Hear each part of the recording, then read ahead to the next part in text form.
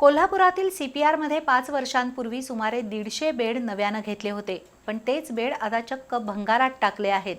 एखाद्या खाजगी रुग्णालयात 10 ते 15 वर्ष बेड वापरले जातात, पण सध्या हे 150 बेड चक्क जिल्हा शल्यचिकित्सक निवासस्थानाच्या आवारात उघड्यावर टाकले आहेत। त्यामुळे लाखो रुपये वाया गेलेत।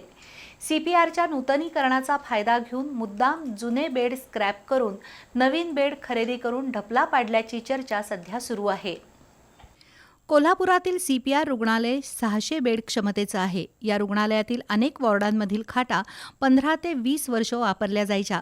कोरोनानंतर शासनाकडून आलेल्या निधीतून विविध वॉर्डासाठी सुमारे 150 फायबर बेडची खरेदी झाली होती। त्या खाटांचा वापर किमान 10 ते 15 वर्ष होणं अपेक्षित होतं, पण 2 वर्षातच या खाटा बदलण्यात आल्या आहेत। 2 वर्षापूर्वी खरेदी केलेल्या बेडची वॉरंटी अजून संपलेली नाही। शिवाय या खाटांचा रंग आणि कुशन चांगल्या स्थितीत आहे। शासकीय कार्यालयातील निरुपयोगी, जीर्ण किंवा कालबाह्य झालेलं फर्निचर आणि इतर साहित्य अधिकृतपणे दप्तरी नोंद करून त्याची विल्हेवाट लावली जाते। पण CPRमधील सुमारे 150 पेक्षा अधिक बेडची कागदोपत्री नोंद न करता ते उघड्यावर टाकले आहेत।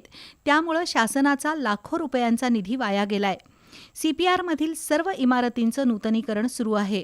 अनेक वॉर्ड सुसज्ज करण्यात आले आहेत, पण सुस्थितीत असलेले बेड बदलण्याचं नेमकं कारण स्पष्ट झालेलं नाही। नवीन बेड खरेदीमधून ढपला पाडल्याची चर्चा CPRच्या आवारात सुरू आहे।